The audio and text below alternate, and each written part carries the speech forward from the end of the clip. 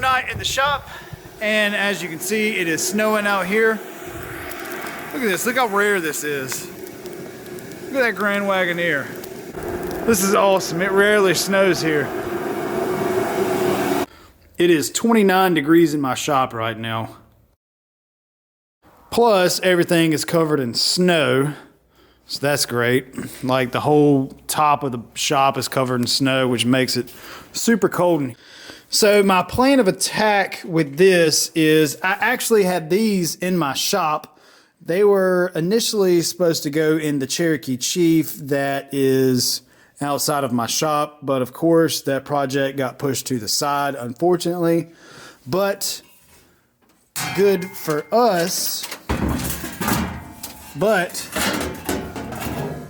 also it's good that I have this because it'll pretty much go in there, you turd.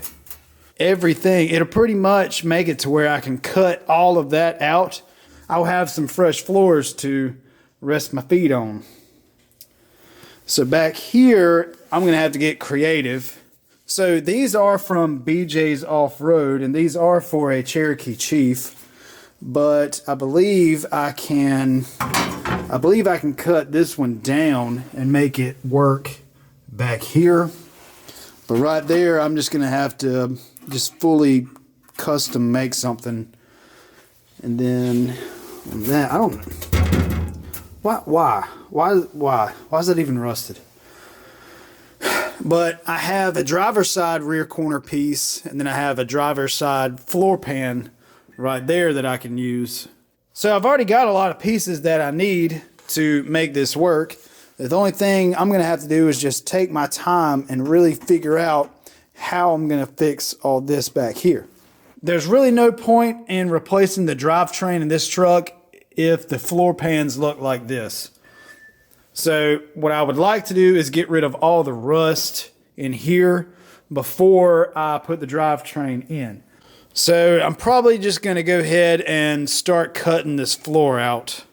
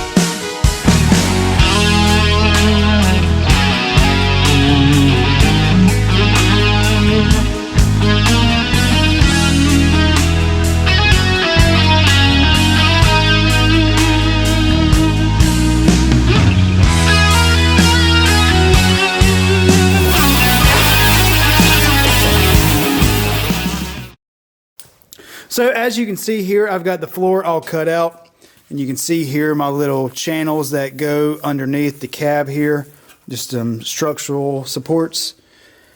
And for the most part, these are in good shape. I just need to come in there with a wire wheel and clean them up and paint them, obviously, before I put a floor down. So I was just checking to see the surface of the frame there, and the frame is solid, but it's just covered in surface rust and stuff like that. But surface rust leads to big time rust, and we don't want that.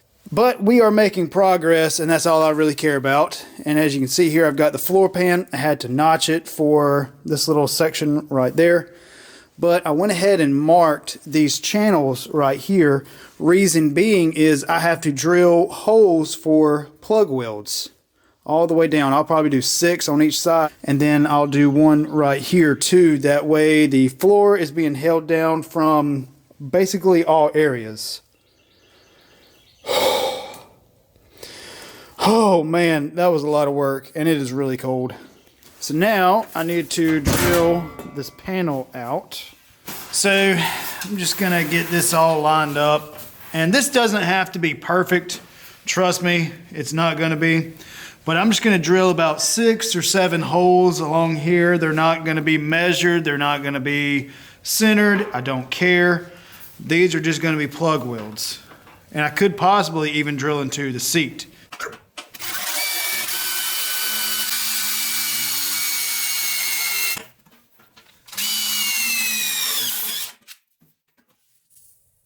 Whoops. I've got, what is that? 5. I've got 5 holes. I've got 5 holes on each side. Once I get it in the Jeep, I'll figure out where that other section goes. See here, I've got all my holes lined up. They line up just fine. Now I've got to mark where it's gonna hit over here. That way I can mark this section. That way I can do my welds over here also. Before I really can tack this on, I need to fix this piece of metal right here. This is just a piece of stripping for the floor to weld to and support. But as you can see, it's pretty crusty. So I need to cut this whole piece off right here. And then right there, I need to build it back. I can do that after I get the floors in, but really I just want to get this piece replaced. That way I have something to tack weld to.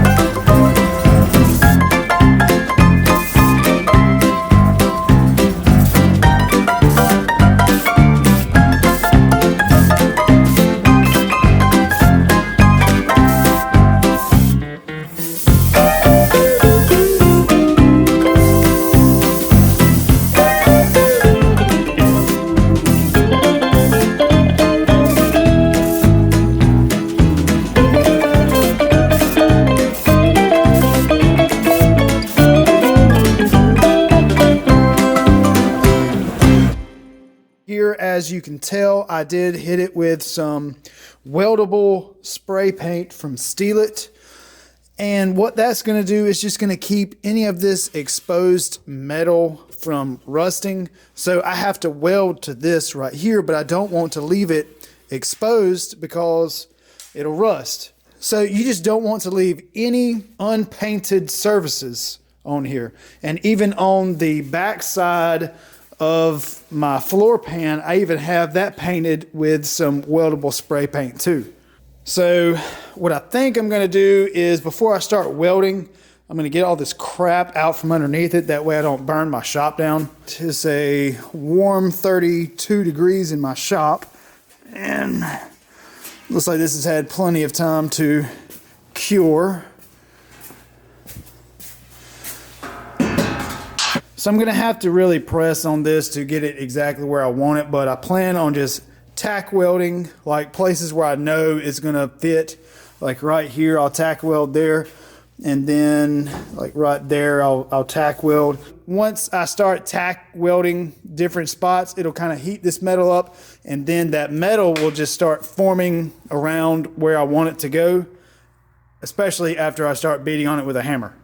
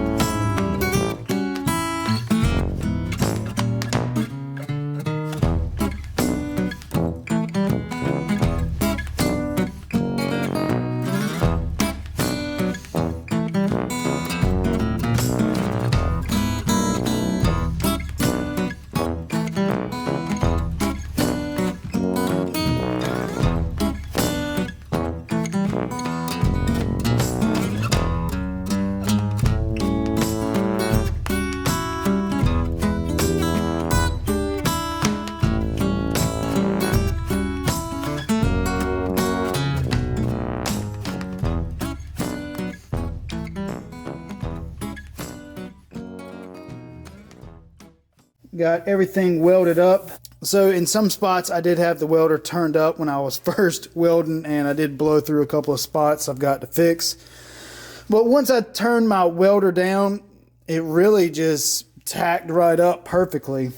I had to make a couple of custom pieces back up in here, and I've got to do a couple more tack welds up there. But while this is pretty warm, I'm going to go ahead and paint it, just because I don't know when all of this metal is going to be warm again. So I'm just going to hit it with some of this Seymour Paint, the semi-gloss.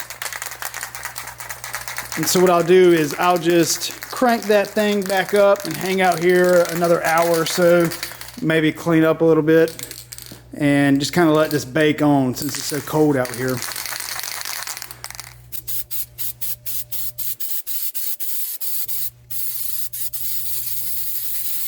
Check it out. So I do have the paint on there. As you can see, it looks pretty good. What my plan is just like I do with all of my rust fixing, is hit it with some auto seam sealer all the way around, just to make sure that no moisture is coming in from the bottom side.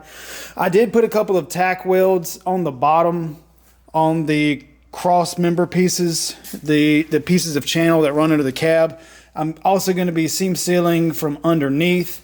But man, does this look 1,000 times better. So in result, I plan on just truck bed lining the whole inside of the cab.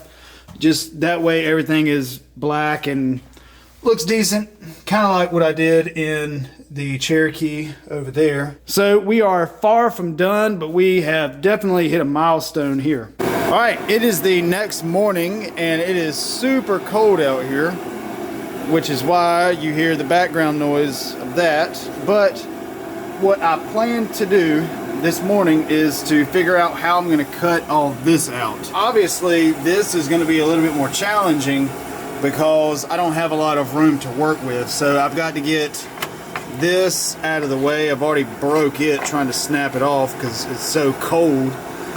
And I've got to get the retractor out of the way, and then I have to get the actual base of the seatbelt out of the way. Alright, so I'm going to be using this T50 right here to be getting the seatbelt retractor out of the way.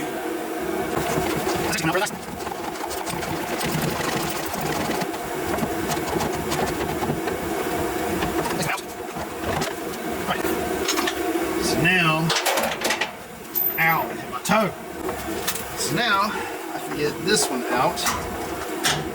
Hopefully it's just as easy.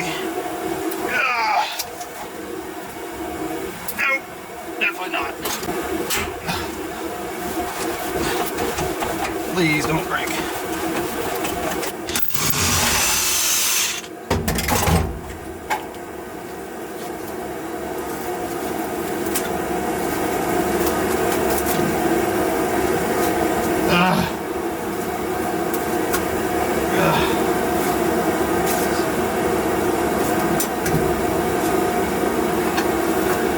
Now you can really see what we're up against here. So I've got to figure out how I'm gonna get my grinder in there and start cutting out all of this metal. Oh, that's not gonna be fun.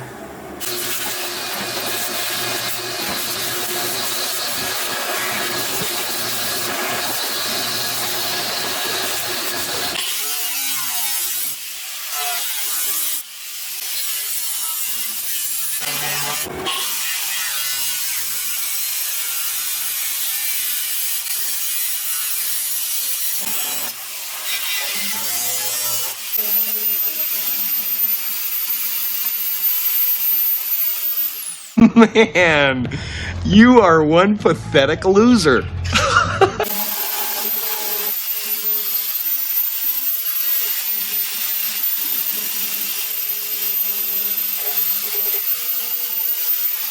Got all of that nasty metal cut out, and it was a huge pain in the butt. So my thoughts are for this is I'm going to take this rear corner from BJ's. This is actually for a Cherokee Chief, but I'm actually going to cut it up and make it go right here because it has the angle that I need right there, and it pretty much fits. I wonder if I could use the one from the opposite side, because I'm going to be running this upside down. I don't know. So I may have to play around with that. So we got a little update for y'all. I did go ahead and paint this with some weldable spray paint, and this actually turned out really nice for this. So I plan on just kind of doing something like that and just tack welding it and then beating the crap out of it with a hammer. I did clean out all the gunk that was in there. That was disgusting, but luckily it wasn't rusty, so that's good.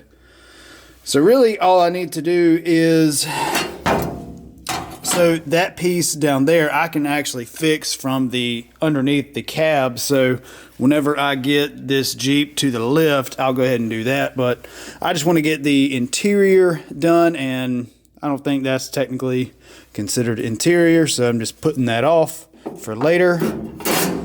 But I think that's going to be perfect. So now I'm going to paint the back side of this, that way it's not raw metal, and I'm probably going to drill out a couple of holes, that way I can weld to these points right there. And yeah, we're making really good progress. The holes drilled for my plug welds, and they all line up perfect. So now I'm just going to start tack welding this all together.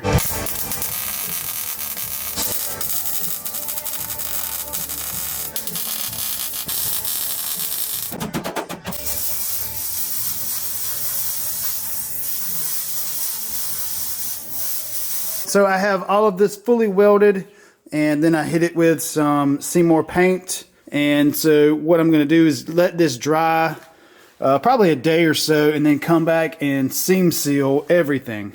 All right, so it's the next night, and I have got my seam sealer out here. I've been kind of just testing it just to make sure that it's not too cold, but you can see here, I don't know why it's so dark on my camera, but you can see here, this is what I'm using. It's what I used all in the Cherokee over there. I had a stick that I was stirring it with and kind of applying it, but I broke it. So I'm just going to raw dog this. Well, we'll just tell your mother that we ate it all. Now I'm just going to just generously put way too much right there.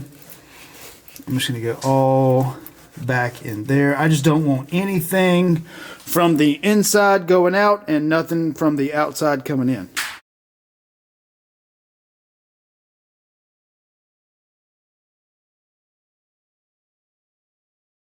Got all of the seam sealer done. So I'm not going to be putting down any truck bed liner or any interior coating for right now. I'll probably just rough all this up and hit it with some Seymour paints just to get a good base coat on everything. Then I'll come back later when I'm more close to being ready to drive the truck and put down a fresh coat of truck bed liner or something like that. But for now, I'm going to jump to the passenger side and start cutting all that out now.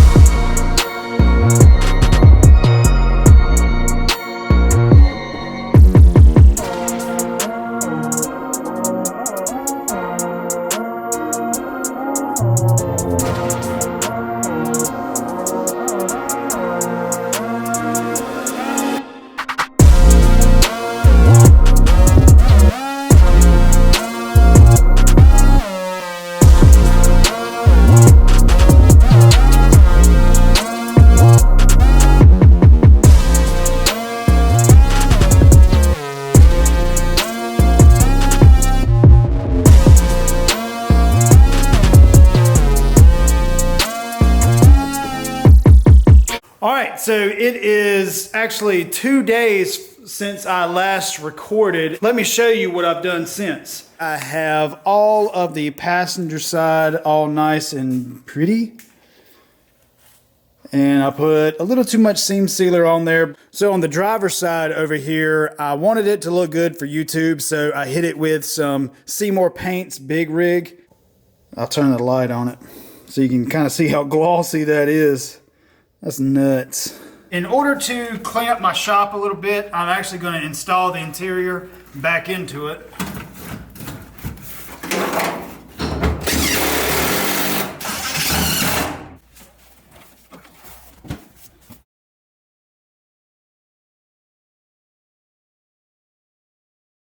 So here is the big reveal. I don't know if you can tell on camera how much better this looks, but holy crap. This interior looks mint. Super excited to have the floors done and the seats and the console back in. That is like a huge thing that I was dreading. And honestly, it took about a weekend to do, but also I've done this before, so I have had just a little bit of experience from that one right there. I think it could be done in a weekend, definitely, even if you've never done this before in your life, replacing floors in a J-10 or any other full-size Jeep. But that's probably going to do it for this video, guys. I appreciate you watching me redo the floors inside of this J-10. The next thing I'll probably do on this truck is take the bed off and assess the rust situation even further. And then we're going to start tearing down this front end, and we're going to get this old tired motor out.